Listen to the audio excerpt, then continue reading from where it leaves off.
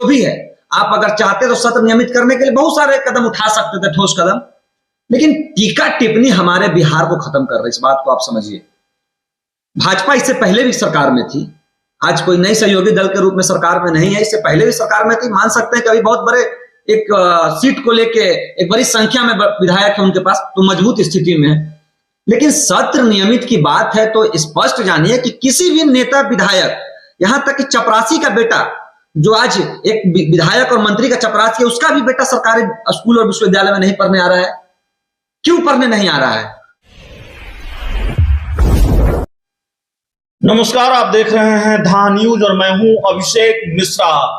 बिहार में session regular नहीं है, शिक्षा की स्थिति बद से बदतर है और इतनी बदतर कि जेडीयू की सहयोगी बीजेपी का जो थिंक टैंक है आरएसएस, उसके मुखपत्र ऑर्गेनाइजर में यह बात छपती है कि बिहार में शिक्षा बदतर स्थिति में है, बिहार में जंगल राज की वापसी होती दिख रही है और तमाम बातें। इस पर हम बातचीत करेंगे और दूसरे राजनीतिक सवाल भी होगा, लेकिन चूंकि जिनसे हम बातचीत करने वाले हैं मनीष कुमार, वो पटना यूनिवर्सिटी छात्र संघ के अध्यक्ष हैं और जन अधिकार पार्टी के फायर ब्रांड नेता हैं, पार्टी के युवा चेहरे हैं।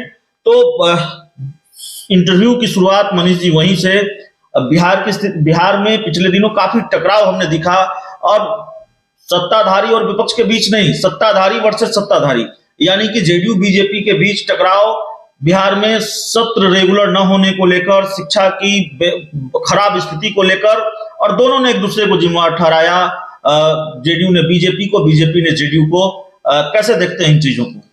देखिए, कहावत है चोर चोर मौसेरे भाई। इस बात को समझिए। जब बीजेपी ये बात कह रही है तो बिहार में सहयोगी दल है, एनडीए की सरकार है और केंद्र में पूर्ण रूप से भाजपा की सरकार है।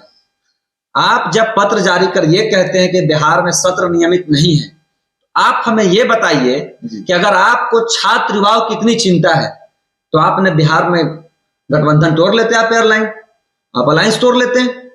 आप मजबूती से दिल्ली में बैठे हुए हैं, आप यहाँ नेताओं को, हमारे मुख्यमंत्री को, हमारे एडमिनिस्ट्रेशन को, आप जो आपका काम था आप वहां पैसे दे सकते थे। हमारे जो कमियां हैं, जिस तरह से हमारे यहाँ इंफ्रास्ट्रक्चर की कमी है या जो भी है, आप अगर चाहते तो सत्र नियमित करने के लिए बहुत सारे कदम उठा सकते थे, ठोस कदम, लेकिन टीका टिप्पणी हमारे बिहार को खत्म कर रही है। इस बात को आप समझिए। भाजपा इससे पहले भी सरकार में थी, आज कोई नई सहयोगी दल के रूप में सरकार में नहीं है, इससे पहले भी सरकार में थी। मान सकते हैं कि अभी बहुत बड़े एक सीट को लेके एक बड़ी संख्या में विधायक है उनके पास, तो मजबूत स्थिति में है। लेकिन सत्र नियमित की बात है तो स्पष्ट जानिए कि किसी भी नेता विधायक, यहां तक कि चपरासी का बेटा जो आज एक विधायक और मंत्री का चपरासी है, उसका भी बेटा सरकारी स्कूल और विश्वविद्यालय में नहीं पढ़ने आ रहा है। क्यों पढ़ने नहीं आ रहा है? चूंकि जहां से सिस्टम को टारगेट किया जा रहा है वो लोग समझते हैं। आप कल से सारे प्राइवेट इंस्टीट्यूशन को बंद करवा दीजिए। जितने आप यहाँ प्राइवेट इंस्टीट्यूशन बिहार में देख रहे हैं, जो स्नातक करवाती है, पीजी करवाती है, सबको बंद करवाइए। आप सारे यूनिवर्सिटी को बंद करवा दीजिए। आप देखिए कल से बिहार का विश्वविद्यालय अगर नहीं सुधरा तो मैं अपनी राजनीति छोड़ने को तैयार हूं। सबसे बड़ी बात है कि जब अगर उस कष्ट को हम ना सहें तो उसके उपचार के लिए हम कैसे सोच सकते हैं? अगर किसी मंत्री विधायक का बेटा, किसी आईएएस ऑफिसर, किसी अधिकारी का बेटा उस विश्वविद्यालय में पढ़ता तो उस विश्वविद्यालय का सत्र नियमित 1 साल के अंदर हो जाता। आज 30 साल हो गए, 40 साल हो गए, लेकिन आज भी बिहार का एकमात्र विश्वविद्यालय पटना विश्वविद्यालय छोड़ दिया जाए तो सभी विश्वविद्यालयों में सत्र 5 साल और 7 साल से चलता है। तो सवाल यह है कि स्थिति सुधरेगी कैसे? जिम्मेवार तो एक दूसरे को ठहराया जा रहा है, केंद्र राज्य को, राज्य केंद्र को, या फिर एक सत्ताधारी पार्टी दूसरी सत्ताधारी पार्टी को, दूसरी सत्ताधारी पार्टी दूसरी सत्ताधारी पार्टी को। लेकिन स्थिति सुधरे कैसे? सवाल यह भी है। स्थिति पे तो विचार विमर्श करना पड़ेगा ना आपको। आप विचार विमर्श करने के लिए आपने कब बैठा? हम तो कहेंगे कि बिहार में तो जातीय जनगणना के लिए सर्वदलीय बैठक हो गई। बिहार में कभी शिक्षा व्यवस्था के लिए सर्वदलीय बैठक हुई क्या आज तक? हम विपक्ष से भी कहना चाहेंगे कि अगर विपक्ष भी शिक्षा के मुद्दे को लेकर अगर तत्पर था तो सरकार के साथ क्यों सर्वदलीय बैठक नहीं किया? केंद्र के साथ क्यों सर्वदलीय बैठक नहीं किया? हमारे बिहार की स्थितियां शिक्षा व्यवस्था में सबसे निचले पायदान पे है, स्वास्थ्य की व्यवस्था में सबसे निचले पायदान पे है। इसके जिम्मेदार पीछे के लोग भी और वर्तमान के लोग भी हैं। इसमें हम कोई कॉम्प्रोमाइज नहीं करेंगे कहने में। कि पूर्व में भी जो लोग थे सत्ता में बैठे हुए, उन्होंने भी शिक्षा व्यवस्था पर उस तरह से ध्यान नहीं दिया, और वर्तमान में जो लोग विकास की गाथा गाते हैं, उन्होंने पूरी तौर पे बनी बनाई जो शिक्षा व्यवस्था थी, जिस शिक्षा व्यवस्था को लेकर हम आगे बढ़ने के प्रयास में थे, उस शिक्षा व्यवस्था को भी पूरी तरह से ध्वस्त करने का काम नीतीश कुमार जी और एनडीए ने किया है। एक आखिरी सवाल होगा मनीष जी आपसे, और विशुद्ध रूप से राजनीतिक सवाल ही होगा, क्योंकि आप जन अधिकार पार्टी के नेता भी हैं।